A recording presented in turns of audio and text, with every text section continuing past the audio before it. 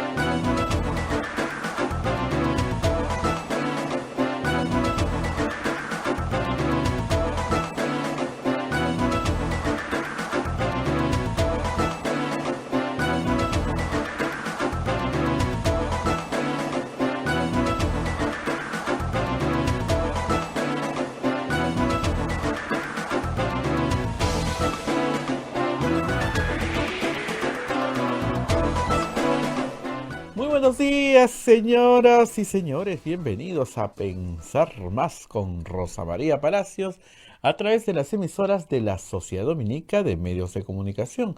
La Sociedad Dominica de Medios de Comunicación, Sodomco, está integrada por Radio Santa Rosa en Lima, 1500 kilociclos en la amplitud modulada, la AM 105.1 en la FM, frecuencia modulada, todo vía El Salvador y anexos.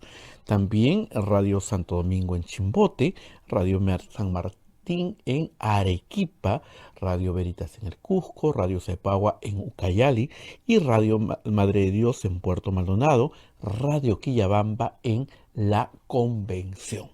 Estas son emisoras con carisma dominico en nuestra patria.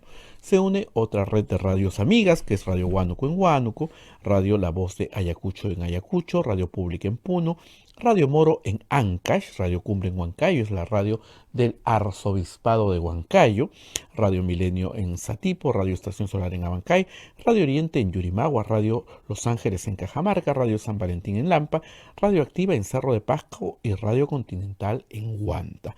AM Tagua nos pone el podcast en todo el Perú y el mundo, y además usted nos ve por el Facebook, nos ve por el YouTube en transmisión en vivo, y también está colgado en estos canales digitales que tenemos aquí en Radio Santa Rosa, la página web www.radiosantarosa.com.p. Ya está lista Rosa María esperándonos para empezar el programa del día de hoy, 4 de mayo del año 2021. Rosa María, muy buenos días. Muy buenos días. Muy buenos días, Abel. Muy buenos días a todos nuestros oyentes. Gracias por estar con nosotros esta mañana.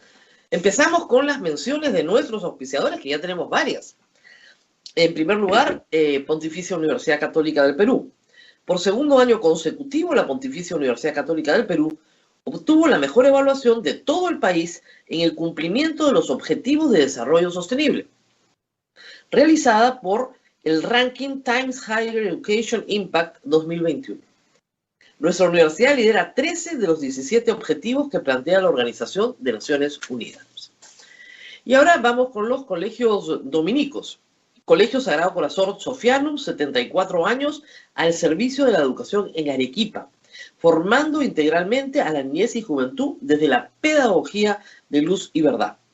El proceso de admisión para el año 2022 está abierta. Colegio Sagrado Corazón Sofianum, formamos en luz y verdad. El Colegio Privado Bilingüe Reina de los Ángeles, situado en La Molina, tiene como meta la educación en las virtudes cristianas para construir una sociedad más humana, más fraterna y más feliz. El Colegio Bilingüe La Asunción, perteneciente a la Congregación de las Hermanas Dominicas de la Inmaculada Concepción, ubicado en Trujillo, La Libertad, brinda una educación a jóvenes y niños basada en virtudes y en la espiritualidad dominica. Colegio Santa Anita brinda educación católica desde el diseño curricular Luz y Verdad. Es una gran opción a los papás que buscan para sus hijos una educación de calidad con valores. Cuenta con docentes en el manejo de los entornos virtuales de aprendizaje para el desarrollo de habilidades de los alumnos que les hagan competitivos en la sociedad. Gracias a estos auspiciadores, y vamos ahora sí a nuestro programa. Estamos en medio de una campaña electoral muy dura, muy agresiva, muy compleja. En unos instantes vamos a estar con la congresista electa Flor Pablo, que ha sido llamada por el señor Pedro Castillo, conjuntamente con el señor Mala. Vamos a ver qué piensan ellos. Flor Pablo ha presentado una propuesta a ambos candidatos de cosas básicas para hacerse en la educación. Mientras tanto, ayer el señor Vladimir Cerrón ha señalado en un programa en Best Radio que él puede hacer una reforma constitucional, o ellos, o su grupo, porque en realidad él no es nada más que el fundador de su partido, pueden hacer una reforma constitucional sin pasar por el Congreso.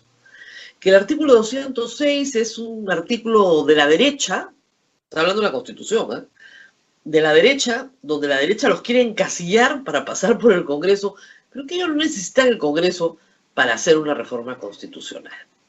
Vale la pena discutir este tema, porque sí creo que todos ustedes deberían de nuevo tener su Constitución en la mano. El artículo 206 tiene una palabra que es muy importante en este caso, que es el centro de la discusión. El artículo 206 de la Constitución es el que establece cómo se reforma la Constitución. Y arranca con la palabra toda. Toda significa toda. Yo no creo que eso tenga matices, ¿no es cierto? Toda. Toda reforma constitucional debe ser aprobada por el Congreso con mayoría absoluta del número legal de sus miembros y ratificada mediante referéndum. Puede omitirse el referéndum cuando el acuerdo del Congreso se obtiene en 2 legislaturas ordinarias sucesivas con una votación favorable en cada caso superior a los 2/3 del número legal de congresistas. La ley de reforma constitucional no puede ser observada por el presidente. La iniciativa de reforma constitucional corresponde al presidente de la República, con aprobación del Consejo de Ministros, a los congresistas y a un número de ciudadanos equivalente al 0.3% de la población electoral, con firmas comprobadas por la autoridad electoral. Entonces, este artículo, el 206, establece que toda reforma, parcial o total, toda, con iniciativa del presidente, con iniciativa de los congresistas, con iniciativa del pueblo, pasa por una asamblea que se llama Congreso de la República del Perú, no se llama Asamblea Constituyente. ¿Ok? El artículo 31 y 32 de los que habla el señor Cerrón, que son importantes para este caso, son una introducción en la Constitución del 93 que no existía en el Perú antes, y habla de los derechos ciudadanos. El que nos interesa es el 32 en realidad, el del referéndum. Puede ser sometido a referéndum, dice el artículo 32. Inciso 1, la reforma total o parcial de la Constitución. Obvio, esto es coincidente con el artículo 206. Concuerda, ¿no es cierto? Artículo 2, la aprobación de normas con rango de ley, las ordenanzas municipales y las materias relativas al proceso de descentralización. No pueden ser sometidos a referéndum la supresión o disminución de los derechos de la persona, ni las normas de carácter tributario y presupuestal, ni los tratados internacionales en vigor. Nada de eso puede ser sometido a referéndum. Muy bien. Entonces, si se trata de la norma constitucional, el referéndum del artículo 32 pasa por lo que establece el artículo 206. 66 votos en el Congreso y nos vamos a la reforma total o parcial. La aprobación con normas de rango de ley implica la recolección, ahí sí, de firmas para la iniciativa. Y ahí sí entra la ley 26300, que es la ley de participación ciudadana. ¿Ok? Creo que está bastante claro. ¿De dónde viene la confusión? La confusión viene de algunos trabajos académicos y de una resolución del Tribunal Constitucional, que no dice algo contrario a lo que estoy diciendo, ojo, pero sí confunde. ¿Cuál es el problema? La palabra toda viene de la Constitución de 1979. Y en la Constitución de 1979 no había referéndum. No había. ¿Ok? Entonces, para algunos académicos, como el doctor Luciano López o el doctor Francisco Iguren, la palabra toda no puede o no debe o no es conveniente que implique un monopolio del Congreso de la reforma constitucional. Claro, puede ser inconveniente, pero está pues en la Constitución. ¿Qué cosa quieren que haga? Dice toda. Y mientras diga toda, el señor Vladimir Cerrón no puede decir que no dice toda. Dice pues, el señor Cerrón, ¿qué dice? Que un número de ciudadanos, que es el que establece la ley 26300 para leyes, no para la ley de reforma constitucional, sino para normas con rango de ley, un número de ciudadanos que es el 10% del padrón electoral, es decir, 2.500.000 ciudadanos, pueden presentar un proyecto de reforma, ¿okay?, con estas firmas de 2.500.000 ciudadanos y someterlo a referéndum y modificar la Constitución. O sea, que el 10% del padrón electoral pueda modificar la Constitución. Eso no tiene mucho sentido por una cosa muy obvia. El Congreso de la República no representa el 10% del padrón electoral. Representa por lo menos el 40% del padrón electoral actualmente. Una minoría no puede modificar la Constitución del Perú. En el Congreso está representada la mayoría del padrón. 10% del padrón va a pedir la modificación de la Constitución que nos rige a todos. Tiene que ser para normas con rango de ley, no para la reforma de la Constitución. En todo caso, lo que sí ha dicho el Tribunal Constitucional, eso sí con claridad, es que la reforma total de la Constitución sí tiene que pasar por referéndum. Eso es lo único que está claro en la resolución del 2002, que la reforma total sí pasa por referéndum. Eso es todo lo que ha dicho. Pero no ha dicho que la palabra toda no quiere decir toda. Ha dejado abierta la puerta a la discusión académica. Pero el día de hoy, para que lo tengan claro, toda quiere decir toda. Y el señor Cerrón no puede organizar lo que a todas luces es un acto de sedición. Ah, como no me gusta la Constitución de la derecha, yo me invento la mía. Entonces, vamos a recoger 2.500.000 firmas y... ¿qué es más de lo que la gente votó? Más o menos lo que la gente votó. El voto de Cerrón en primera vuelta es más o menos eso. Nos vamos a recoger esas 2.500.000 firmas y con eso lo ponemos a referéndum y ya pues ponemos nuestra Constitución sin que haya pasado por nadie, ¿eh? Y la aprobamos pues en referéndum y ya está, con nuestra asamblea constituyente que nosotros vamos a hacer paralelamente, elegida con las fuerzas vivas, las organizaciones, o sea, no pasan por una elección ni de casualidad. Por una elección moderna, me refiero. Eso se llaman democracias plebiscitarias, que no son verdaderamente democracias. Son un amago de democracia. No se le consulta al pueblo, se le hace creer que se le consulta. Y esto es muy peligroso porque el señor Cerrón lo dice sin ningún problema.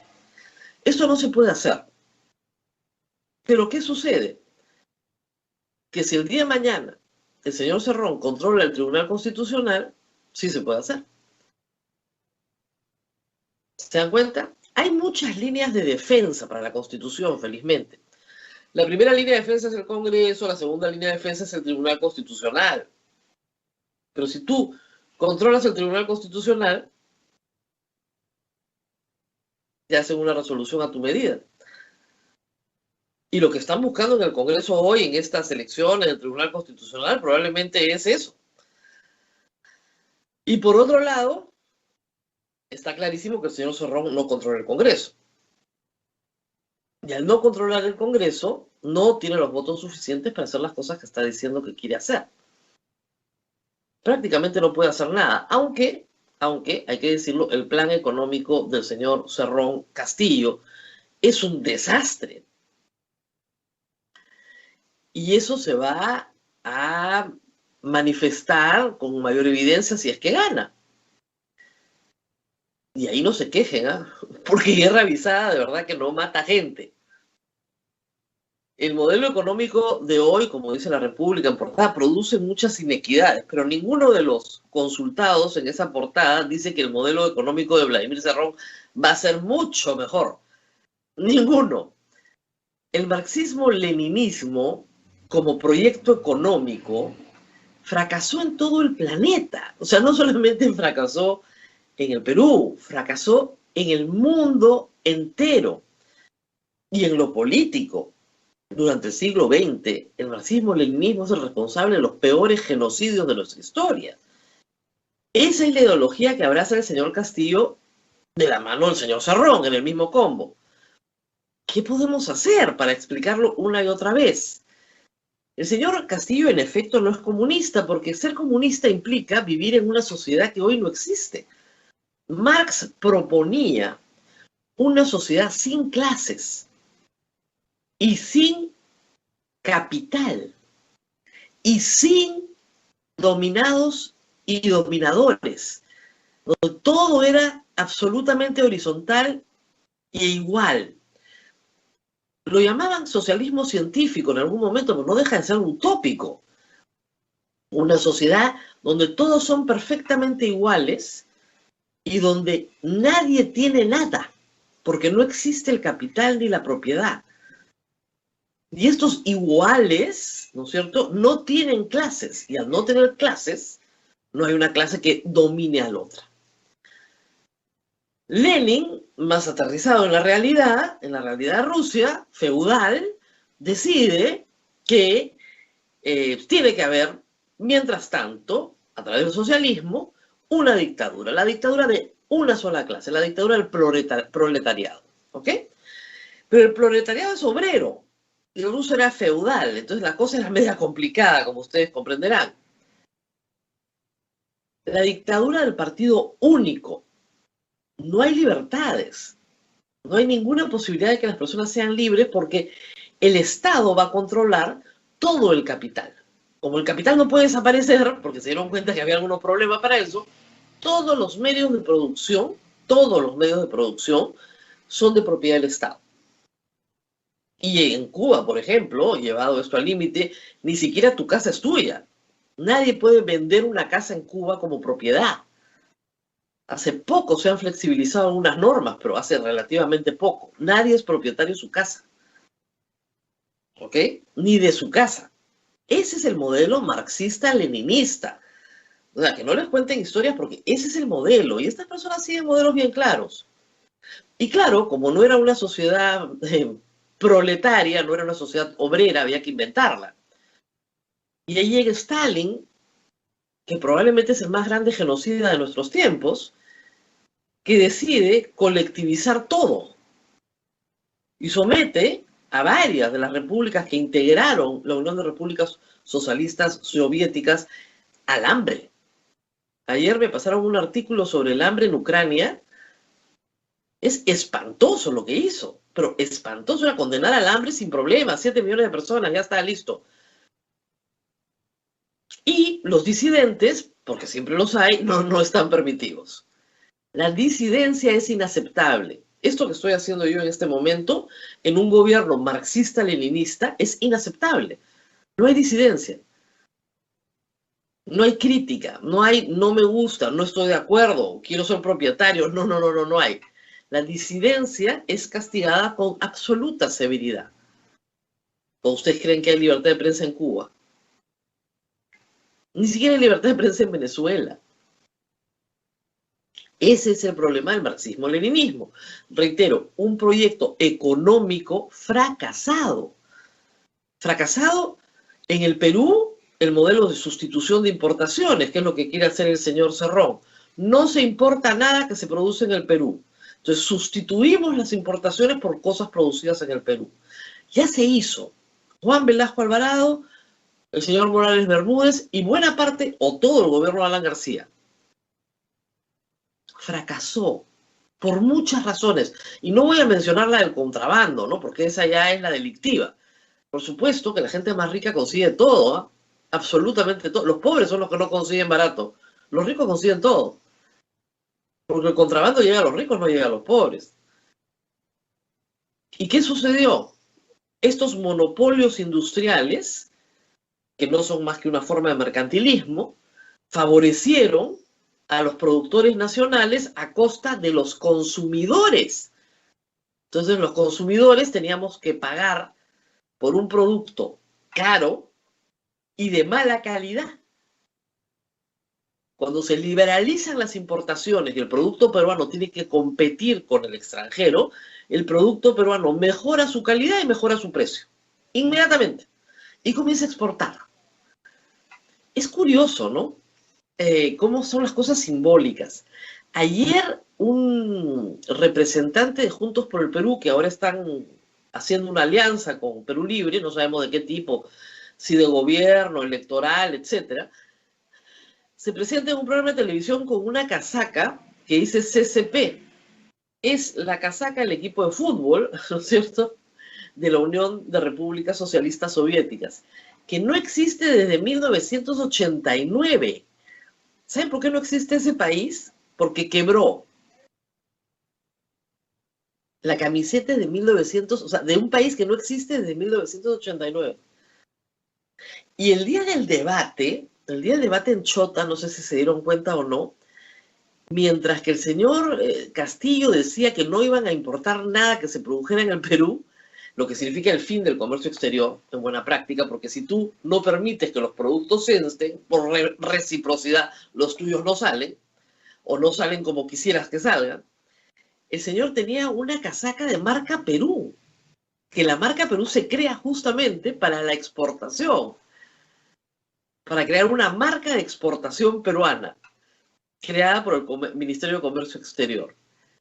O sea, con la casaca de marca Perú, promoviendo un sistema de sustitución de importaciones que, ojo, aplicó toda América Latina en los 70, y toda América Latina abandonó el sistema. No es que no se haya hecho, no es un experimento nuevo que podemos probar a ver cómo nos va, tal vez sea bueno. No, ya se hizo. Fue un desastre. Ya, a ese desastre nos quieren llevar de nuevo.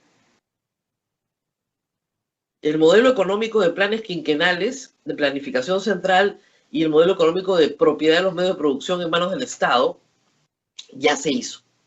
Durante todo el siglo XIX, durante todo el siglo XX, fracasó en todas partes, pero estrepitosamente. Ese quieren hacer. En medio de una pandemia.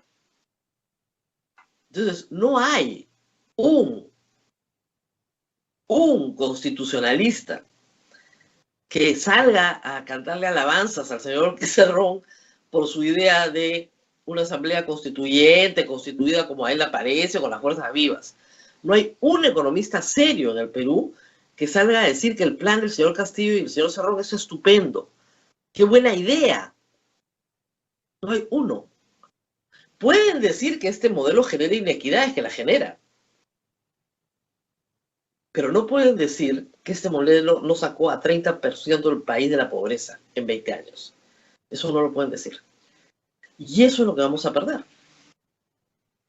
Eso es lo que vamos a perder. Y el señor Cerrón, no hay forma de que lo acepte, porque no hay forma. Se sienten empoderados, se sienten importantes, se sienten ganadores. Y contra eso, si es que gana el señor Castillo, que es una posibilidad muy cierta, vamos a tener que luchar los próximos años, sin parar. Así que el trabajo no se acaba el 28 de julio, el trabajo empieza el 28 de julio. Hay mucho que hacer. Y hay muchas líneas de defensa de la democracia, y hay muchas líneas de defensa de la libertad económica. Y vamos a tener que pelear una por una. Porque es evidente que la mayoría de los peruanos prefiere esto. Aunque no estoy muy segura, hay días que parece ser que el humor cambia, pero la mayoría de los peruanos prefiere esto. Y no estamos diciendo acá que Keiko Fujimori tenga méritos para ser presidenta, porque no los tiene, ¿eh? O sea, por favor, a mí no me van a decir pues que soy fujimorista, ¿no? O sea, soberbia, sinvergüenza, autoritaria, poco democrática, todas las figuritas completas, todas. Pero lamentablemente, en materia económica, el otro es peor. La única cosa buena que tiene Keiko Fujimori es su plan económico. Y sí puede llamar a gente que más o menos puede manejar el país un poco mejor. Y también la pelea no termina el 28 de julio, la pelea arranca el 28 de julio, con ella también, exactamente igual. Porque va a querer quedarse, porque va a querer controlar el Congreso como le da la gana, porque ya sabemos lo que va a hacer. Lo sabemos perfectamente, en ambos casos. La verdad es que en ambos casos, el trabajo que va a tener el periodismo va a ser enorme a partir del 28 de julio. Enorme. La oposición en el Congreso, el Tribunal Constitucional, no va a ser fácil. En ninguno de los dos casos. Es lo que ha escogido el país, no podemos hacer otra cosa. Pero en ninguno de los dos casos va a ser fácil. Pero en el caso del señor Castillo, la parte económica es el hambre. El hambre, no estoy hablando de cosas que mi generación no conozca. Los jóvenes probablemente, ayer me decían, usted no ha hecho cola para oxígeno. Probablemente esa es la primera cola que un joven ha hecho en el Perú, para conseguir un bien escaso. Pero mi generación ha hecho cola para conseguir arroz, para conseguir leche, para conseguir harina, para conseguir azúcar, para conseguir papel higiénico también, para conseguirlo todo, aceite. No, y no estoy hablando de que esto le pasaba a los pobres ricos, no, le pasaba a todo el Perú. El rico se las ingeniaba para que en el mercado negro, de contrabando, conseguir las cosas. El pobre no tenía cómo. Y no estamos hablando de hace 50, 60 años. Estamos hablando del gobierno de Alan García, 1985-1990. Y también del gobierno Morales Bermúdez, porque ahí empezaron las escaseces. Claro, cuando te tiras todo y el festival termina, comienzan las vedas de absolutamente todo. Estos niños no se han criado con vedas de carne. O sea, y las vedas de carne se hacían no para proteger el recurso, como se hace con las vedas de los recursos marinos. No. Se hacían porque no había. Y durante 15 días o un mes el país no comía carne, punto. Chao proteína.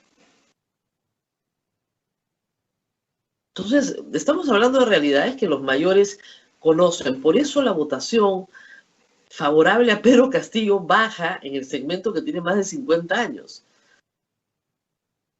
Porque además el tema de la cola, para que sepan bien todos, implica un racionamiento por persona.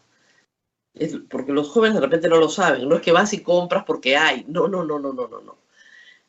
Cuando te avisan que hay en un sitio, porque todo esto es boca a boca, y te dicen, ya, en la bodega tal están vendiendo aceite. Entonces la gente corre, se pone en cola y te dan racionado una botella por persona. Entonces, ¿para qué? Comprar harina, para comprar leche sobre todo. La lata de leche era una por persona. No estoy bromeando. Hay gente que me dice, no, esto era así. Latas de leche Gloria, una por persona. Entonces, ¿qué hacías? Llevabas a todos los que estaban en tu casa a la cola. Todos los niños hacían cola para poder... Y pasabas mucho tiempo de tu vida dedicado a conseguir en la cola cosas.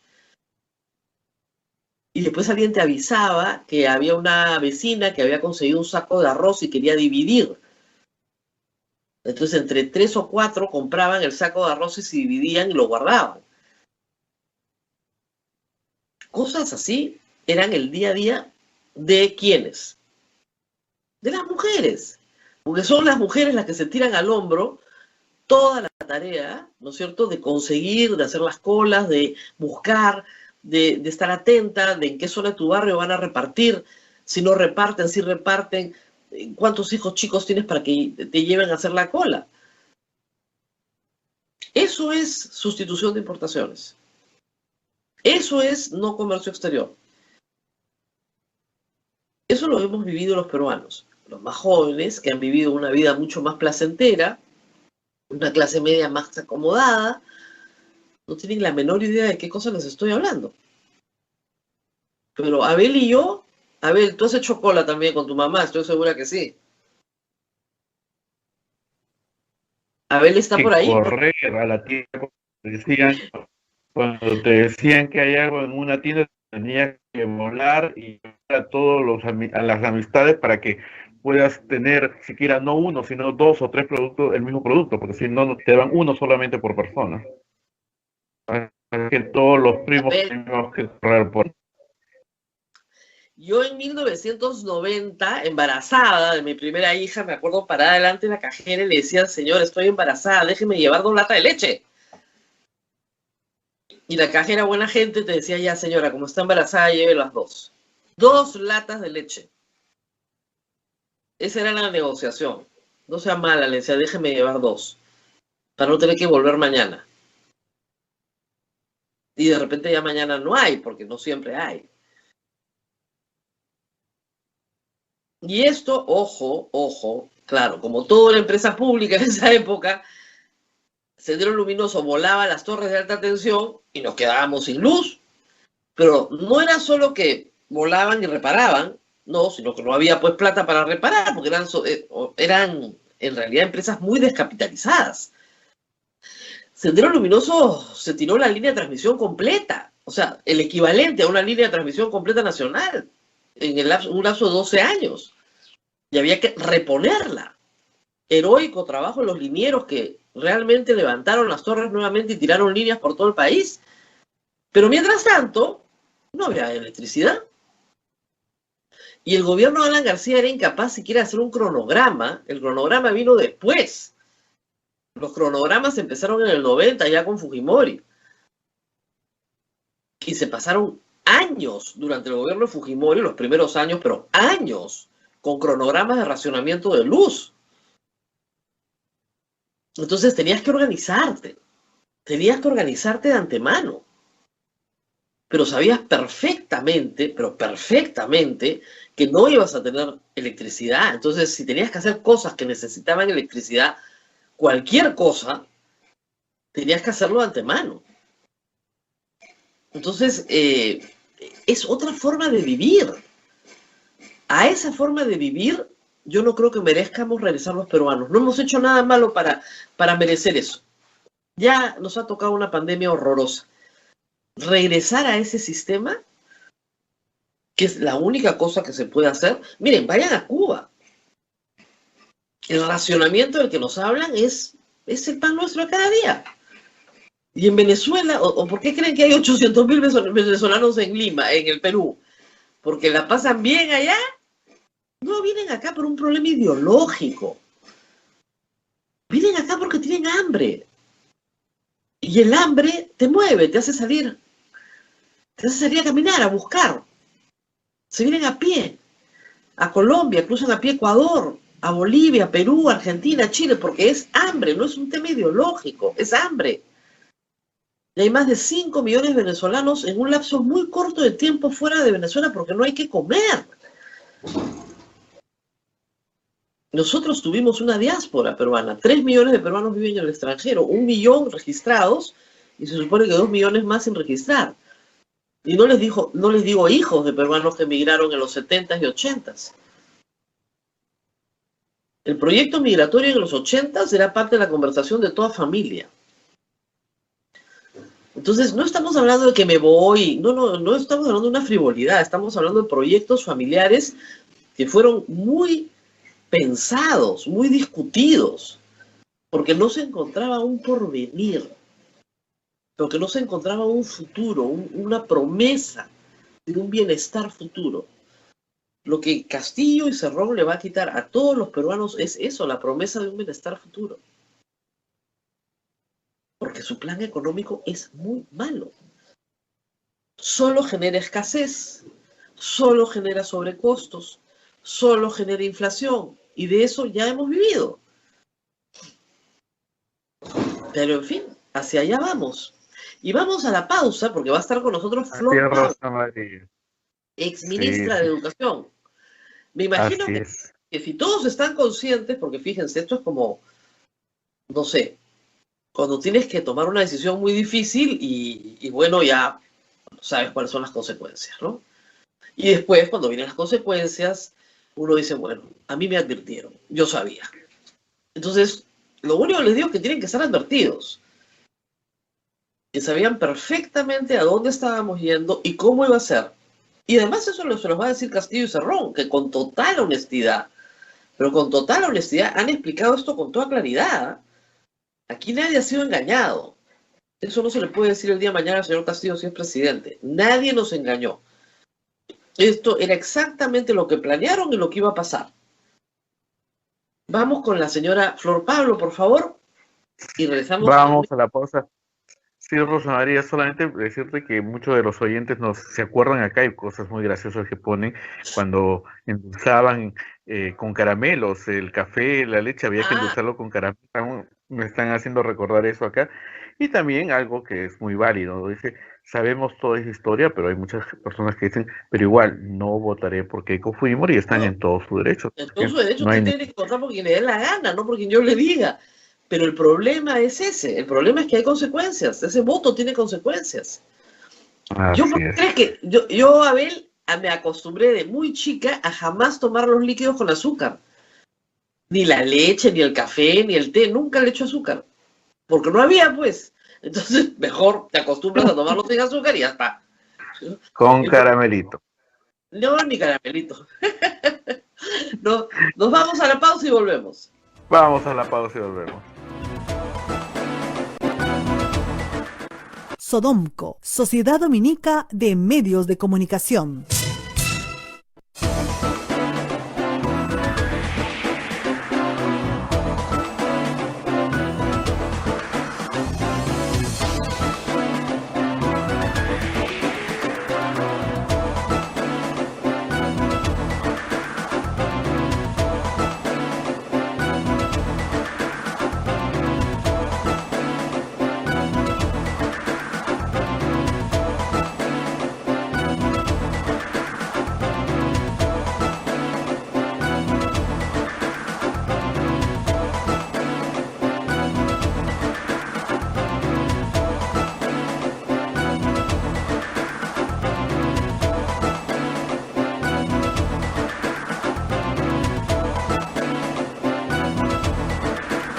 Continuamos con A Pensar Más a través de las emisoras de la Sociedad Dominica de Medios de Comunicación. Radio Santa Rosa en Lima, Radio Santo Domingo en Chimbote, Radio San Martín Arequipa, Radio Veritas Cusco, Radio Cepagua Ucayali, Radio Quillabamba La Convención, Radio Madre de Dios Puerto Maldonado, Radio Huánuco en Huánuco, Radio La Voz de Ayacucho en Ayacucho, Radio Pública en Puno, Radio Moro en Ancash, Radio Cumbre en Huancayo, Radio Milenio en Satipo, Radio Estación Solar en Abancay, Radio Oriente en Yurimagua, Radio Los Ángeles en Cajamarca, Radio San Valentín en Lampa, Radio Activa en Cerro de Pasco, Radio Continental en Huanta, Metagua nos ponen podcast en todo el Perú y el mundo, y además también la página web de Radio Santa Rosa, www.radiosantarosa.com.pe, el Facebook de Radio Santa Rosa y el canal de YouTube transmitiendo en vivo. Compartan este programa para estar más informados. Bien, estamos ya con Rosa María y con la exministra de Educación y actual congresista electa, la señora Flor Pablo, a quien saludamos. Rosa María, adelante, por favor. Tienes eco, Abel, espero que te puedan arreglar, y porque yo también tengo eco. Ahora sí. Señora congresista, ¿me escucha, por favor? Sí, te escucha muy bien, Rosa María. ¿Me escuchan ustedes? Sí, perfectamente. Bueno, vamos a lo nuestro. En primer lugar, felicitaciones. Usted estuvo con nosotros en una muy bonita entrevista que tuvimos durante la campaña, muy refrescante, porque hablamos de sus planes, de su origen, de la lucha que significó haber hecho política en el Perú, y nada, el pueblo la ha recompensado y usted es ahora una congresista electa dentro del Partido Morado, con Susel Paredes, con el señor Málaga.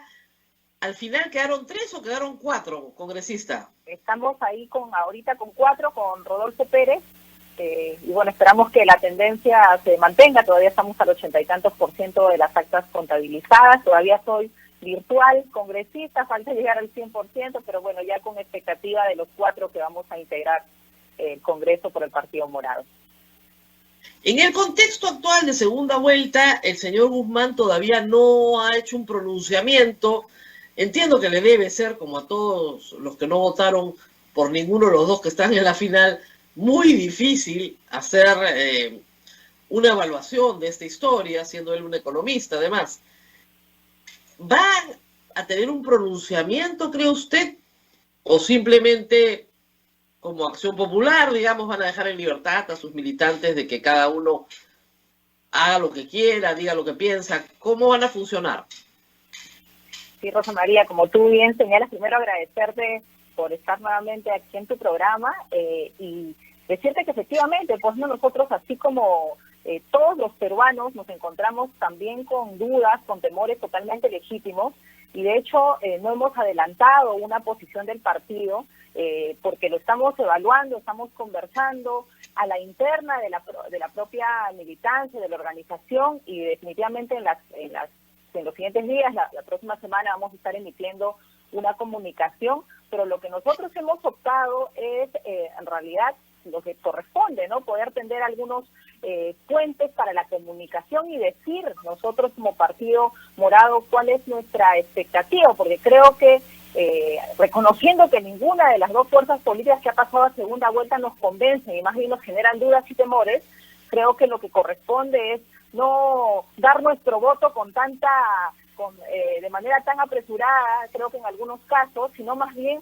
lograr que planteen algunos compromisos, ¿no? Y ese es el camino en el que estamos en este momento. Ojalá puedan en varios de los temas que nosotros planteamos como partido, que defendemos como partido, puedan haber pronunciamientos de ambos candidatos. Todavía no lo hemos visto, al contrario, siguen posiciones en algunos casos que se van afirmando y van hablando del propio electorado. Hay una pequeña confusión que hay que aclarar. Usted presentó una agenda de varios puntos que vamos a examinar hoy, pero Pedro Castillo la ha invitado a ser parte de su equipo. O sea, la está reclutando, lo cual es una cosa extraña porque usted pertenece a una bancada, sin su bancada, pero lo mismo ha hecho con el señor Málaga, y quiere que usted y el señor Málaga sean parte de su equipo.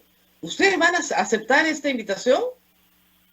Bueno, nosotros en el partido, tanto Ed Málaga como yo hemos liderado los temas porque venimos de un manejo técnico, en mi caso de educación, en el caso de ciencias, y efectivamente sacamos una agenda pública para ambos candidatos. Ojo, aquí no es, lo hemos planteado para uno, en realidad hemos dicho esto es lo que quisiéramos escuchar, aquí están nuestras propuestas, porque ese es el ánimo en el partido y lo hemos expresado desde el inicio. Nosotros tenemos un plan de gobierno, la posibilidad de conversar con los equipos técnicos, hay esa disposición, y lo que hemos, ayer se ha armado todo un revuelo por este tema, pero en realidad lo que hemos recibido es un tuit que dice nos gustaría, pero en realidad nosotros estamos a la expectativa más bien de una conversación formal, oficial, que se está gestionando con el partido. Nosotros pero usted, entonces, para que quede claro, igual, usted no ha sido... Usted no ha sido... Julio Guzmán con Keiko Fujimori. Pero ha quedado claro que usted no ha sido reclutada por el señor Castillo. No, en ningún caso. Creo que yo he planteado una agenda pública en temas de educación que luego conversaremos con más detalle, y lo que ha habido es un tuit, ¿no?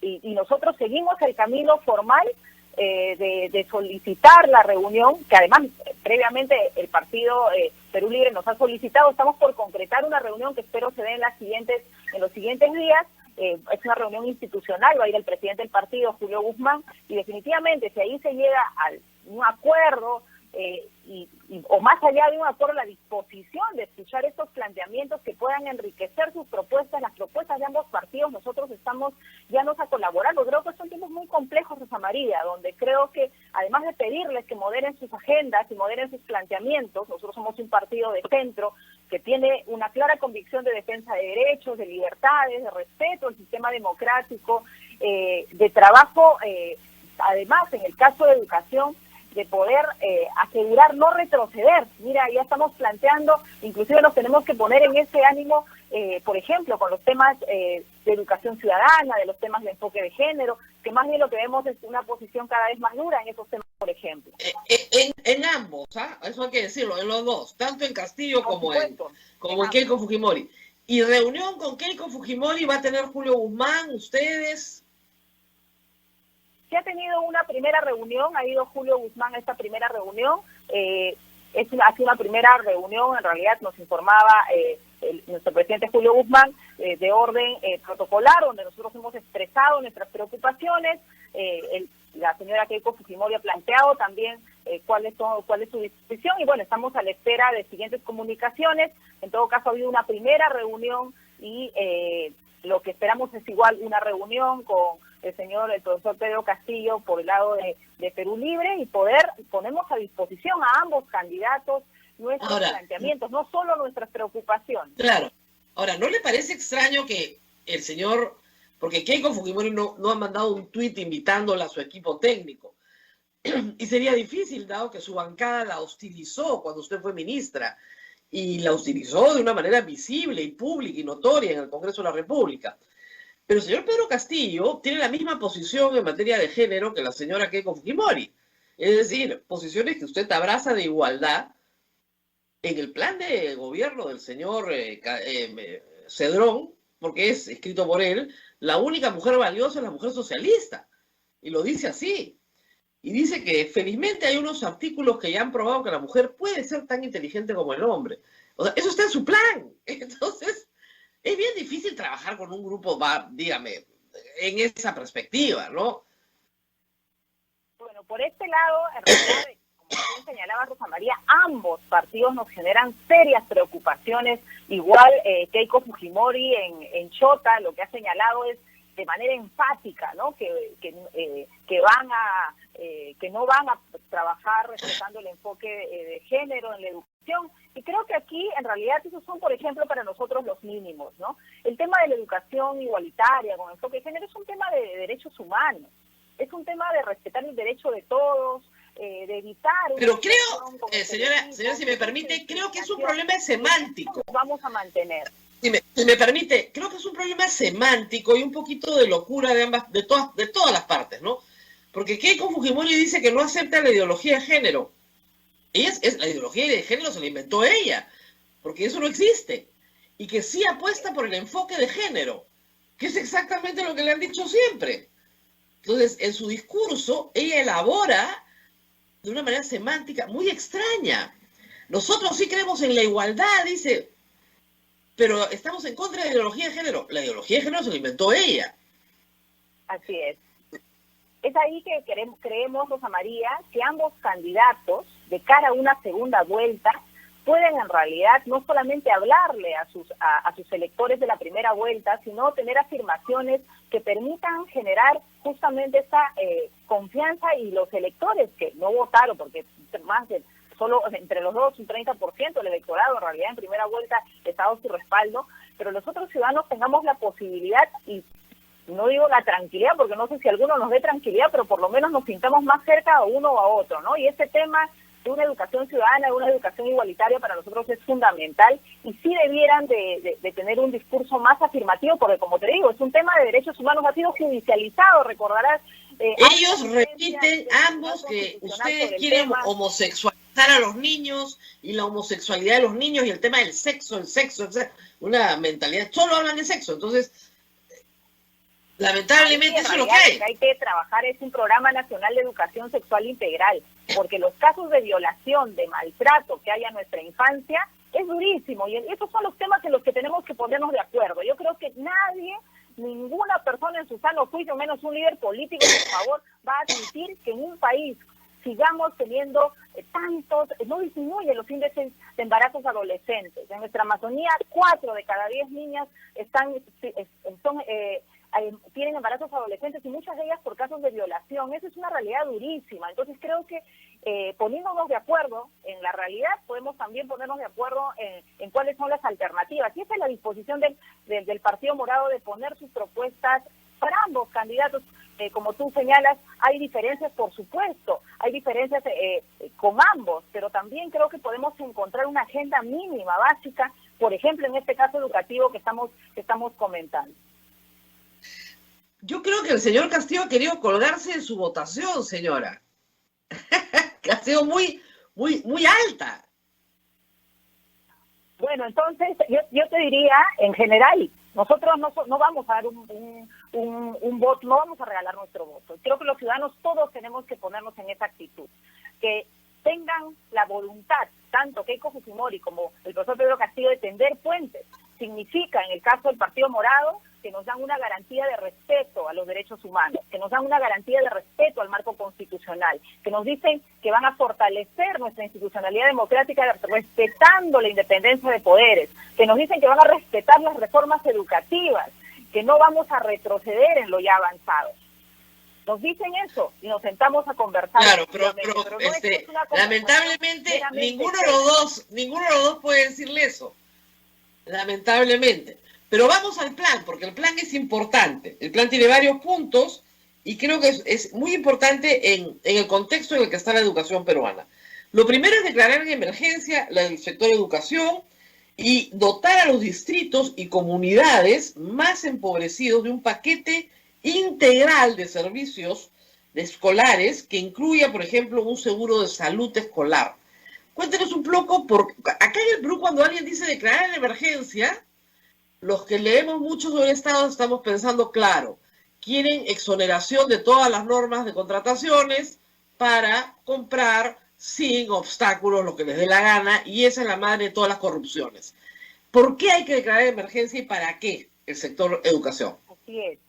Aquí, y como esta es una de las primeras propuestas, el tema de la pandemia nos ha puesto en una situación extrema, Rosa María, en términos de atención educativa.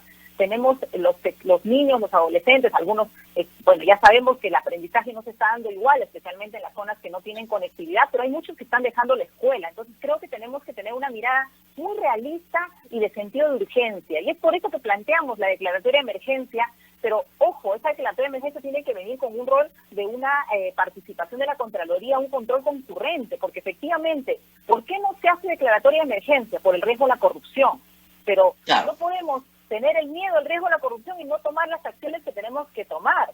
Y definitivamente hay comunidades, hay lugares donde la educación no basta solamente darles la tablet o darles el celular. Necesitamos darle alimentación, darle un paquete básico de servicios y hacer las cosas de manera diferente y con sentido de urgencia. Y ese es el planteamiento, porque si no, vamos a tener, ya tenemos los efectos de lo que genera la pandemia en términos de salud, pero lo que vamos a tener en educación es la pérdida de generaciones. Decimos que la educación es la que nos va a permitir fortalecer nuestro sistema democrático. Bueno, si no, atendemos con urgencia y de manera rápida esta situación de los niños. Claro, pero por ejemplo,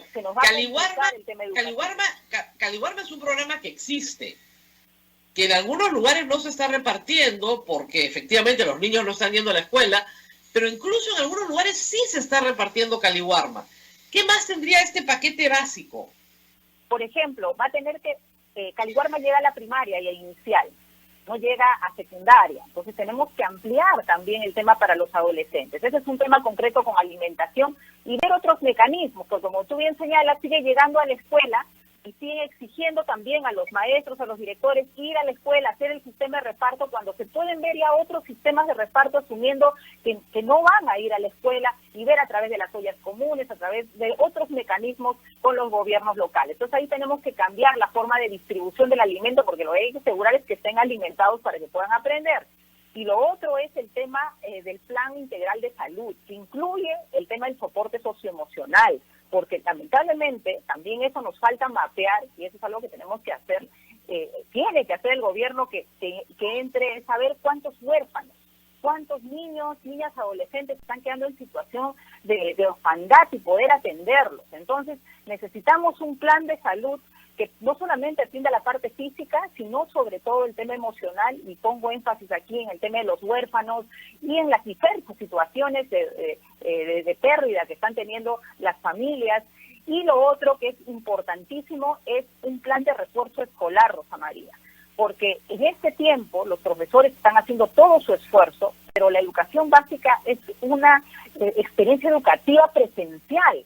Entonces sí tenemos que tener, por ejemplo, nosotros planteamos promotores educativos, profesionales jóvenes de la propia comunidad que no tienen que desplazarse de un lugar a otro, que en locales comunales, en espacios de las iglesias, puedan desarrollar estas actividades de refuerzo. ¿Por qué? Porque el aprendizaje no se está logrando como quisiéramos, especialmente en los niños más pequeños. Imagínate los niños de primer y segundo grado. El año pasado estuvieron en primer grado, ahora en segundo grado, y si no desarrollan la competencia de lectura, de comprensión, ¿qué futuro educativo les espera? Esos son nuestros sentidos de urgencia, así de concretos y prácticos en el tema educativo. Claro, lo más grave hay que decirlo para que los padres lo sepan, es primer y segundo grado. Eso es lo más grave que tenemos ahorita que atender. Porque si el niño no aprende lectoescritura ahí, esa ventana de oportunidad se cierra y le es más difícil aprender después. Entonces, la lectoescritura es a esa edad, no después, no antes tampoco. Luego, hay algunas otras cosas complementarias que me parecen muy importantes. Universalizar el servicio de cunas en jornada completa, con personal certificado y especializado, con servicios de alimentación y salud. Eso es el sueño de todas las mujeres trabajadoras del Perú. O sea, ese es el sueño, pero nos lo han ofrecido siempre. Y eso, lamentable. ¿Y por qué es el sueño? Porque te dejas a tu hijo a las 7 de la mañana en la cuna y lo recoges a las 7 de la noche. Entonces tú puedes trabajar todo el día con la absoluta tranquilidad de que tu hijo está bien atendido, bien comido, entretenido de lunes a viernes. Es duro, por supuesto, separar a una mamá de sus hijos, pero las mamás necesitan trabajar también para que sus hijos estén mejor. Ese servicio, lamentablemente, es carísimo. Y nunca hemos peleado. Chile lo tiene, ¿eh? Hasta las 6 de la tarde, me parece. Con la presidencia de Bachelet se logró. Chile lo tiene. Nosotros no lo tenemos. Tenemos cunas, sí, tenemos guaguaguas, que terminan muy temprano. Terminan a las 2 de la tarde, máximo. Es para que las mamás trabajen media jornada. ¿Cómo hacer para pagar esto, doctora? Y además, ir a eso implica que ya no haya COVID, obviamente, ¿no? Actualmente no se puede hacer porque no puede hacerse, pero ¿cómo pagar eso? Mira, nosotros ahí, definitivamente el tema de las cunas, tenemos que ir avanzando por tramos, ¿no? Y una es sobre la estructura de Cunamás, porque hay cunas en este momento, pero no tienen jornada completa. Hay cunas también del sector educación, y ese es un tema que, bueno, además de articular y ordenar el Estado, pero sí necesitamos ampliar la jornada de manera focalizada en los ámbitos donde las madres tienen la necesidad urgente de salir a trabajar para dar de comer y alimentar a sus hijos. Pues ahí tenemos que tener esa respuesta. ¿Cómo hacerlo? Por un lado, definitivamente hay que optimizar el propio gasto que hay en educación. En este tiempo, el sector de educación ha cambiado una serie de rubros, y así como el sector de inclusión y todos los ministerios, y ahí hay que, Rosa María, también comenzar hay muchos programas desarticulados, y creo que el propio Estado puede optimizar. Ese es el paso número uno, que hay que hacer un reordenamiento de los propios programas, y creo que hay que mirarlo con enfoque territorial, con enfoque integral, que eso es muy importante, porque ya no, en esta emergencia no podemos ir cada sector a dar un pedacito de lo que se necesita, tenemos que ir de manera ordenada, y eso tiene que hacer el nuevo gobierno, creo que para poder responder mejor la pandemia. Optimizar lo que hay, porque también se sabe la calidad del gasto en el Estado no es el mejor, no es el que quisiéramos, pero definitivamente lo otro que hay que hacer, y creo que no estamos en los mejores tiempos de bonanza económica, pero tenemos que priorizar la infancia. Entonces sí creo que la priorización de los recursos es muy importante, que el gobierno que venga, y ahí ves tú los énfasis de las propuestas, está en la primera infancia, porque en realidad nos estamos jugando, así como decimos en primer y segundo grado, es el tiempo de la lectoescritura, porque eso nos es un elemento importante para nuestro desempeño en educación a lo largo de nuestra vida. Igual la inversión en la primera infancia es la inversión en nuestras capacidades de las futuras generaciones, en el desarrollo cognitivo, emocional, físico y todo nuestro desarrollo integral. Entonces ahí sí nosotros hemos planteado también en la época de campaña, y creo que es comenzar a mirar efectivamente cómo vemos el tema de las exoneraciones, o sea, revisar, no hay que tenerle miedo. Creo que hay algo que también nos genera como mucho temor. La pandemia nos enrosa una serie de fallas en el propio sistema y el manejo económico, pero nos resistimos, y yo creo que no es un borrón y cuenta nueva, no es pues acá vamos a patear el tablero y vamos a refundar la patria, pero sí tenemos que reconocer que tenemos problemas en cómo el modelo ha generado distribución de riqueza, y ahí hay que mirar el tema de las exoneraciones, hay que mirar el tema de la reforma fiscal, pero hay que mirarlo de manera concertada y de manera, para comenzar, técnica. O sea, no podemos pues empujar al país a un desfalco y tenemos que ser responsables, pero también yo ahí insisto, tenemos que saber que hay poblaciones a las que tenemos que atender sí o sí, y la infancia es una de ellas, ¿no? Entonces tenemos que optimizar, tenemos que mirar de dónde sacamos más recursos. ¿Y eso cómo se hace? Generando pues riqueza. ¿Cómo se hace? Generando empleo, generando inversiones en el sector privado, en el sector público. No hay pero el señor Castillo, el plan del señor Castillo no genera un solo empleo. Por el Estado.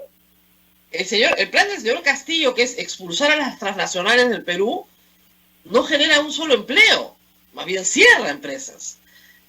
No hay forma de poder conversar con él de una mayor riqueza, porque el plan es cómo hacer para hacer al país más pobre. O sea, es casi la receta de la pobreza, pero internacional, ¿no? No lo ha inventado él.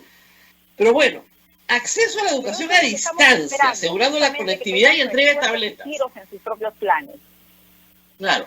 Ahora, acceso a la educación a distancia es uno de los puntos. El problema con la educación a distancia es que la primera cosa que tiene que decidir probablemente el gobierno el próximo año, cuando espero volvamos a la presencialidad, es qué va a hacer con la educación a distancia. ¿Nos quedamos con la educación a distancia? ¿La usamos como una herramienta para educar? ¿O la cancelamos con el mal recuerdo de lo que fue buscar señal? En fin, ¿qué hacer con la educación a distancia? Es una gran pregunta. Rosa María, la educación a distancia tiene que quedarse, hasta por fines prácticos. Imagínate el rezago educativo que vamos a tener. Vamos a tener en nuestra propia aula, me estoy poniendo como maestra, que también soy, vamos a tener niños que han logrado avanzar porque tenían el apoyo de sus papás, porque tenían el equipo, otros niños que más o menos, otros que no se contactaron, otros que van a volver a la matrícula. Tenemos que tener un mecanismo, una herramienta que permita ir acompañando esos procesos para ir generando una nivelación educativa de acuerdo a cada una de las necesidades. Y para eso se necesita, ahí también está la propuesta, un instituto de educación a distancia. Lamentablemente, las cosas se dejan, ¿no? Se usan en el momento de la emergencia y luego nos olvidamos. Creemos que la educación a distancia tiene que quedarse y tiene que potenciarse para acompañar, como digo, en este caso, pero, de manera práctica, lo que está generando la pandemia, que la educación, de manera claro, pero la educación a distancia estaba muy desprestigiada antes de la pandemia, hay que decirlo. Se consideraba una educación ya de residual, es decir, el que ya simplemente no podía, pero le iba a tocar una educación de mala calidad. Incluso en la educación universitaria estaba prácticamente prohibida, muy restringida, para que degradaba, la teoría era que la educación a distancia degradaba la calidad. ¿Cómo la pandemia ha cambiado completamente ese enfoque? Nos ha cambiado ese paradigma, ¿no? Y creo que son esos aspectos que entran al sistema educativo que hay que acogerlos. Nosotros tenemos en el sistema, en el país, más de 7 millones de jóvenes y adultos que no han terminado la primaria y la secundaria. Imagínate qué potencia podemos tener con la educación a distancia para asegurar que esos jóvenes y adultos que hoy son trabajadores o están en la informalidad puedan no solamente terminar su educación básica, sino tener una certificación técnica. En realidad, por eso digo, hay un valor estratégico en la educación a distancia en nuestro sistema educativo de cara a lo que debe venir hacia adelante como desarrollo de capacidades. No vamos a poder avanzar en ser un país más productivo, más competitivo, si no invertimos en las personas.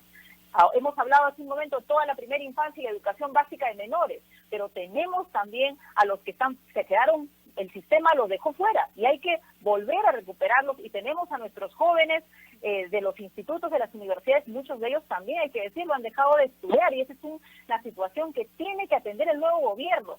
500,000 en la educación básica y en universidades más de 200,000, hay que ver todavía las cifras en institutos. Entonces hay desafíos gigantes como para ponernos en este momento. La verdad, yo sí espero, creo que hay que confiar, ¿no? Y hay que lanzar esos mensajes de que estos tiempos hay que construir. La verdad que nosotros siempre vamos a tener como bancada una actitud totalmente fiscalizadora, garante de los derechos humanos y del sistema democrático, pero también una actitud constructiva y propositiva, y así es como hay que ir, porque nuestro país está en este momento en una situación crítica en términos de salud, de alimentación, de educación, de empleo, y creo que lo peor que podemos hacer es cerrarnos en nuestras propias posiciones ideológicas y no avanzar a plantear medidas concretas que le dé respuesta a la gente. La gente lo que diciendo en esta votación es eso, la pobreza está que nos duele y arrasa nuestra propia posibilidad de, más allá de nuestro esfuerzo, avanzar. Entonces sí tiene que haber una respuesta del Estado muy fuerte en ese sentido de lucha contra la pobreza.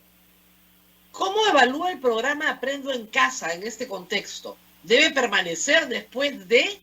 Están las grabaciones hechas, está el material educativo. ¿Qué hacer con este material? Como te digo, todo eso creo que tiene que ser organizado de manera institucional, tener nuestro Instituto de Educación a Distancia y poder mantenerlo como una estrategia complementaria y en algunos casos una estrategia alternativa también y que sea de manera exclusiva para algunos sectores. No, la pandemia no se va a ir, todos tenemos la expectativa pues que ya mañana volvamos a la educación presencial, pero va a ser por lo que vamos viendo, de manera progresiva y secuencial. No va a ser que de un día a otro vamos a volver a nuestra vida como era antes. Imagínate, tenemos que reducir los aforos en los colegios. ¿Eso qué significa? Que posiblemente los niños vayan a estudiar no todos los días de la semana. Hay que ver estrategias, la verdad, siempre cuidando la seguridad de salud de nuestros niños. Tenemos que ver estrategias diversas de alternar días de clase, pero eso va a ser, creo yo, en el segundo semestre de este año. Pero esperemos, Dios lo quiera, que el próximo año en marzo, ya con toda la población vacunada a diciembre, por lo menos toda la población adulta y parte de los adolescentes probablemente, podamos entrar ya a una educación presencial el próximo año. Obviamente con todos los cuidados del caso, pero ya con una mayor presencialidad. Pero son 2 años perdidos. Para algunos, para otros no, pero para algunos sí. Imagínate, ahí Rosa María, como digo, la educación a distancia nos va a servir para el refuerzo, para evitar, para allanar la cancha en el caso del rezago, pero también nos puede servir, mira, nosotros como país nos falta avanzar en la enseñanza de una lengua extranjera, del inglés para todos, por ejemplo. Por ejemplo. Qué importante podría ser para nuestros niños de la educación básica y los adolescentes, por ejemplo, tener a través de un programa de enseñanza virtual a distancia, la enseñanza de una segunda lengua, y la enseñanza de otras capacidades, de otras habilidades, de generar talleres. Y hay que decir algo que eso tiene una demanda muy grande. Durante la pandemia, me parece que en abril o mayo del año pasado, la Municipalidad de Lima ofreció un curso de quechua, donde pensó que iban a entrar unas 500 personas que se iban a matricular a llevar el curso de quechua. Hasta ahora no entienden lo que pasó, se matricularon 45.000 personas. Y 45.000 personas llevaron un curso de quechua básico, con la misma profesora. Entonces sí es posible hacer cosas extraordinarias de ese tipo. Así es. No sé qué pensaban ustedes para utilizar estas potencias. Las lenguas extranjeras, se pueden hacer muchas cosas, la verdad. Claro, pero no puede ser, y eso es lo que hemos discutido varias veces acá, no puede ser la forma de educar a los niños peruanos. Porque la presencialidad te da otras cosas. O sea, sin socialización no se entiende la educación.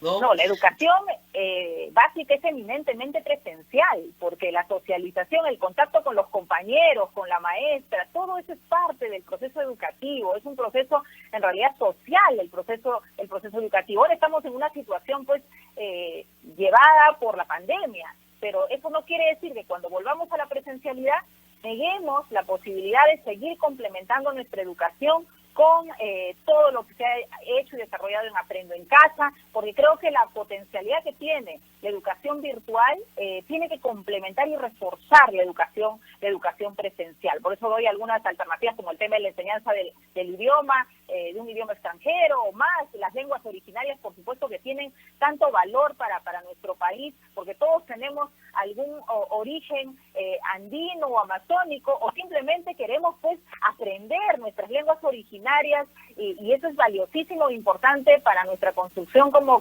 peruanos, como peruanas, ¿no? Así es que creo que hay que tener esa apertura, ¿no? Otra.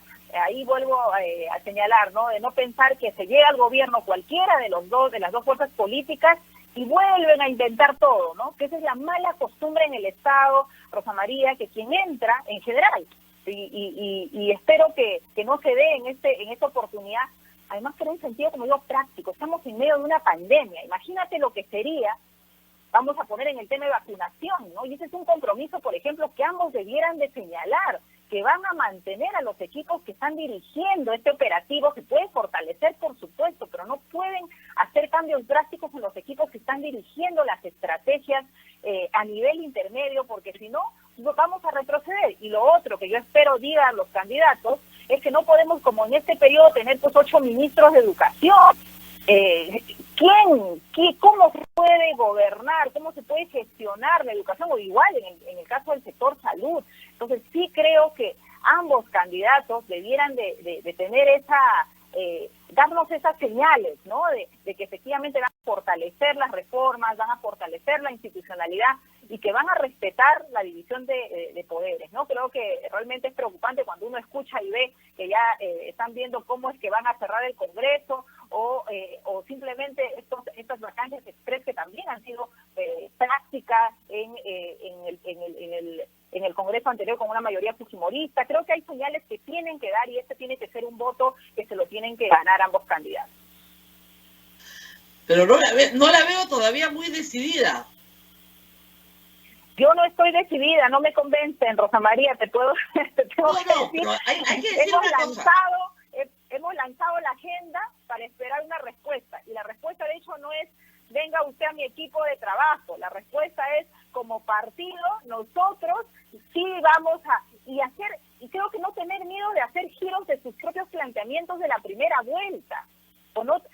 Creo que tienen que hablarle a una mayor cantidad de electores. O sea, yo sí me mantengo en que tenemos que elegir a alguien, porque el voto nulo no nos va, o el voto blanco no nos va a gobernar, pero realmente no veo que se estén esforzando por dar señales a ese electorado que no ha votado por ellos, de darnos garantías de respeto, ¿no? Respeto al orden democrático, a las reformas. El día sábado, cuando todos esperábamos o teníamos la esperanza de una moderación del señor Castillo, no fue la moderación, fue la radicalización del discurso económico de una forma, incluso de una adhesión absoluta al ideario programa de Perú Libre. Y eso fue, la verdad, muy triste para su campaña, pero bueno, como dicen, es lo que hay. No vamos a cambiar a las personas si no quieren ser.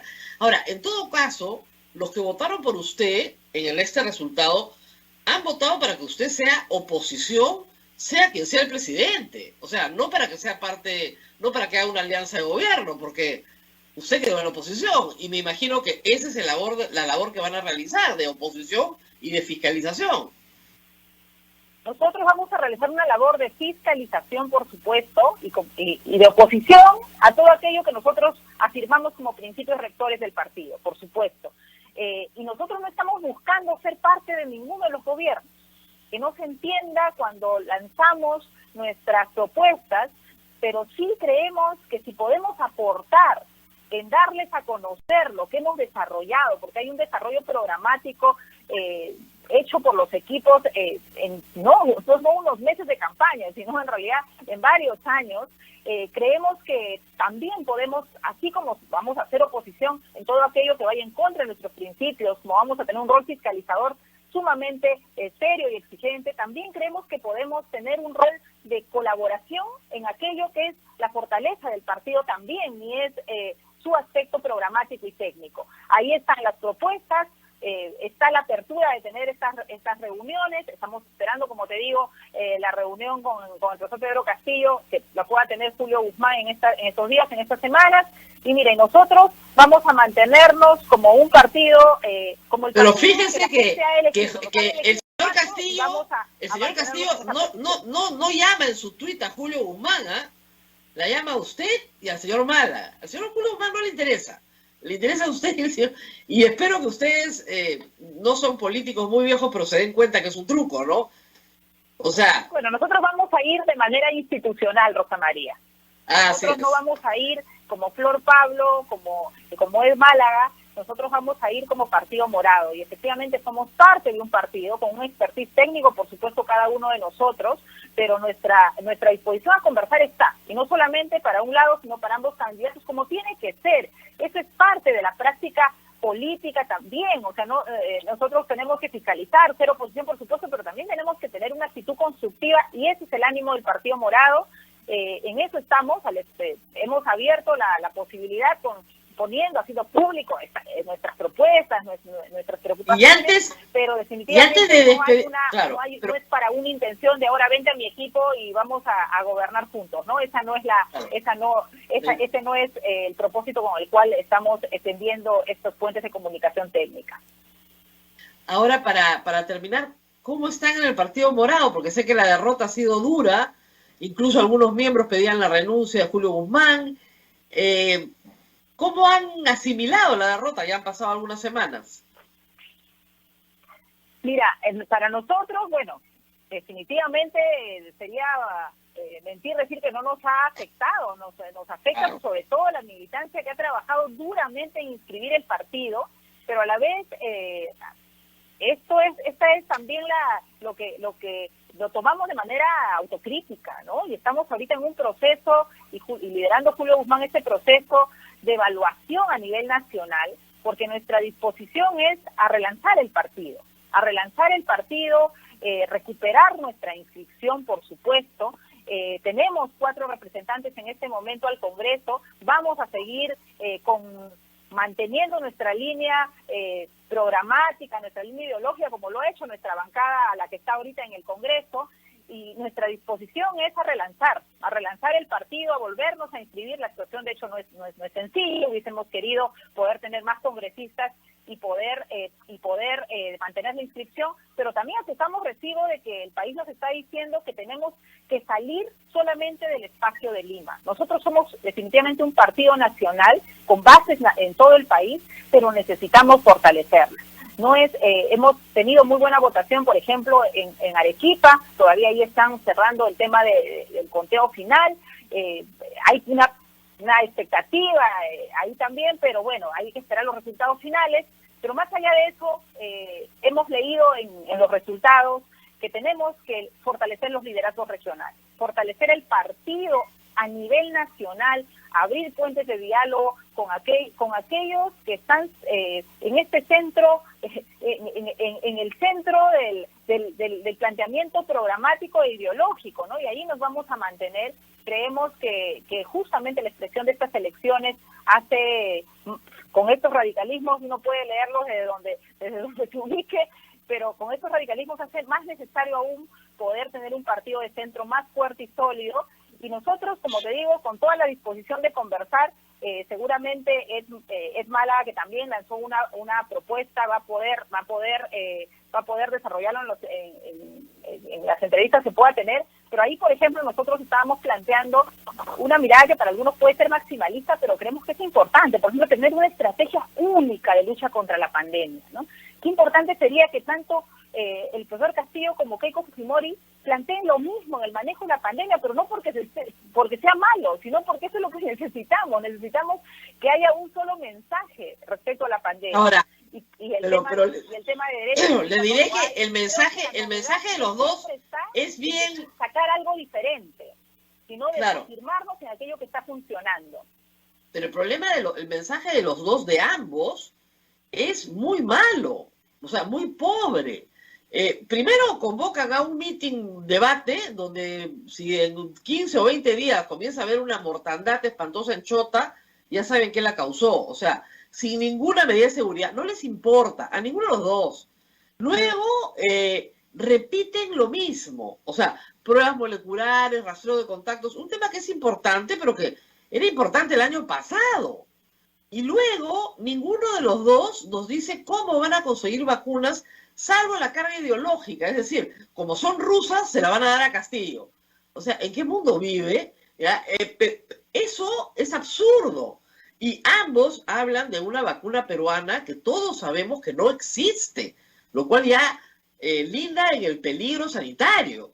Entonces, yo voy a conversar también, le prometo, con el virtual congresista Málaga, pero a mí lo que me asusta no es lo que dicen, sino lo poco que dicen sobre el tema de la pandemia. Así es. No hay un sentido de urgencia. Creo que no hay que olvidar los electores, los ciudadanos, lo que está en juego en este momento. No es una elección más allá de nuestros apasionamientos por cada uno de los candidatos en algunos casos, pero creo que hay que tener mucha mucha cabeza fría en esta elección y poder sopesar bien cuáles son los riesgos, ¿no? Nos toca elegir como siempre al menos malo, y creo que, como también hemos comentado, Rosa María, no están haciendo su esfuerzo para ganarse el voto de los ciudadanos, ¿no? Creo que trabajen, se tienen que esforzar más, y antes de decir yo apoyo a tal o a cual, exijámosles más garantías, más sentido de urgencia, y creo que esa es la actitud y la disposición en la que estamos como partido, y también ya para ir cerrando, la verdad, agradecer. Hay que decirlo, vote por quien vote el ciudadano, eso en una segunda vuelta no es un apoyo. O sea, ¿ustedes creen que la gente que votó por Alan García en la segunda vuelta del 2006 apoyaba a Alan García? No, tenía náuseas cuando fue a votar, pero en ese momento Ollantumal era peor, entonces votaron por Alan García por esa razón. Ir a votar por alguien puede significar un acto de, bueno, qué espanto, pero el otro es peor. Lo que tiene que decidir toda la población que no ha votado por ninguno de los dos, porque la que votó por alguno de los dos ya está decidida, tiene que decidir cuál es peor, no cuál es mejor, sino cuál es peor, porque los dos son malos, pero tiene que haber uno que sea peor que el otro, pues.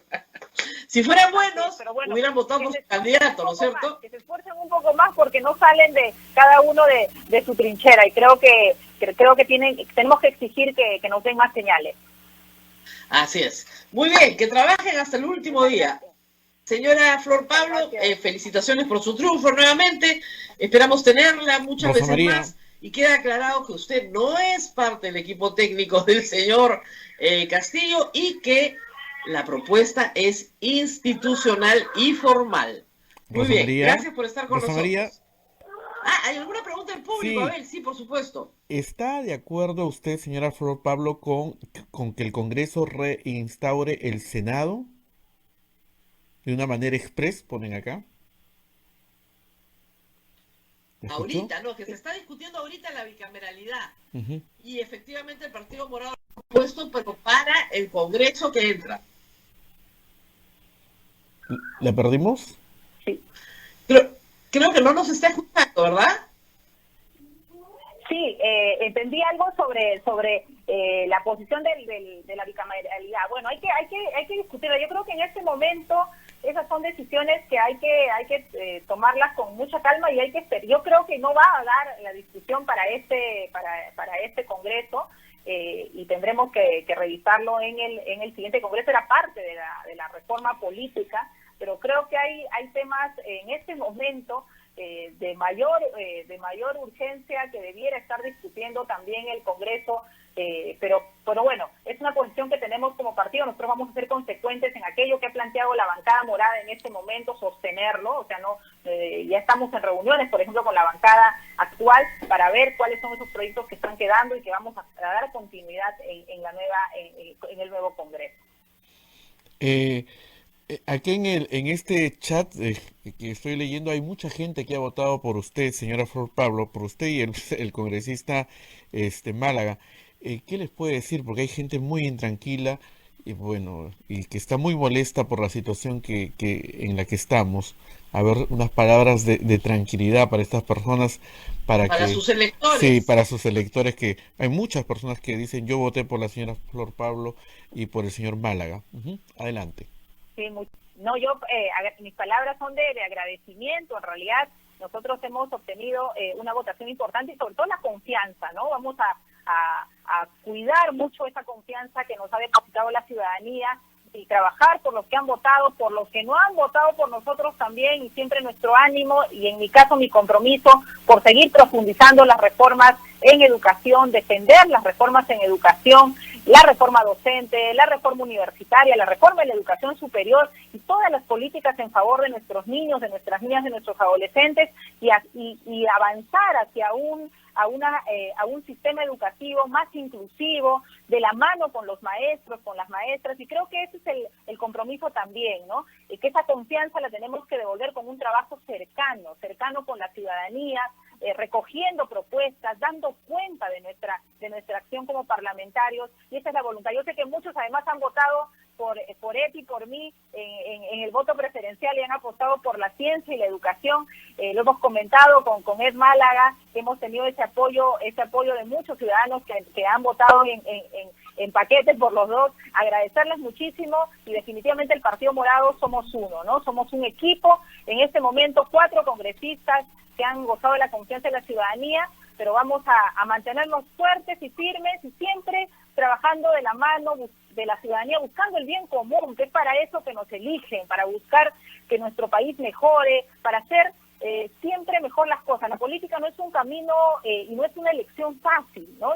Esta es la primera vez que estoy en este cargo y en estas arenas de la política, pero creo que podemos hacer las cosas diferentes. Nuestro compromiso es a no dejarnos avasallar, a no dejarnos que la realidad nos copie, sino más bien refrescar también la política, cambiando la forma como nos relacionamos con los ciudadanos, ¿no? Creo que nosotros venimos de una trayectoria profesional, esa la vamos a respetar, la vamos a cuidar, y mucha tranquilidad. Y yo creo que ahorita los ánimos están muy caldeados, cada uno va tomando decisiones, como decía Rosa María, de elegir al menos malo, al que no quisiera, al que nunca pensó, pero bueno, creo que lo que ahora toca es, cuando decimos por quién voy a votar, decir qué le estoy exigiendo también, ¿no? Porque creo que no han salido cada uno de sus zonas de confort, no han salido de sus planteamientos de primera vuelta, y creo que la ciudadanía tiene ese poder también de no lanzar un voto tan rápido, sin exigencias, y ese es el planteamiento del Partido Morado en este momento.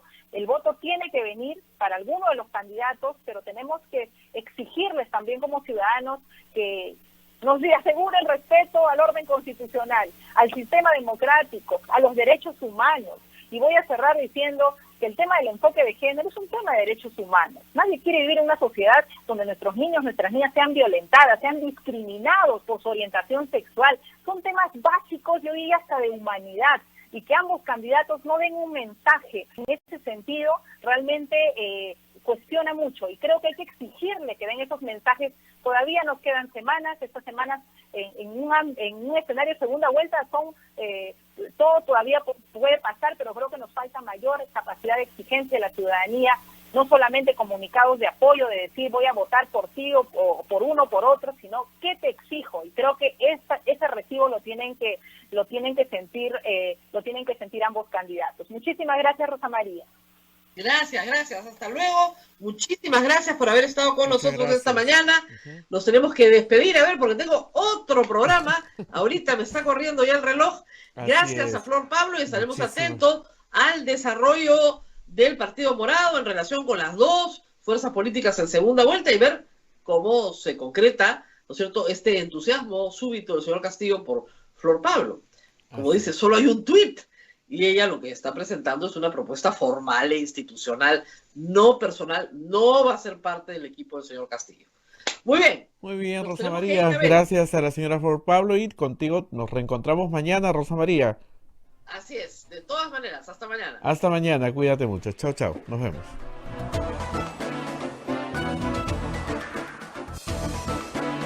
Hasta aquí, A Pensar Más con Rosa María Palacios. Este programa fue producido por la Sociedad Dominica de Medios de Comunicación, Sodomco.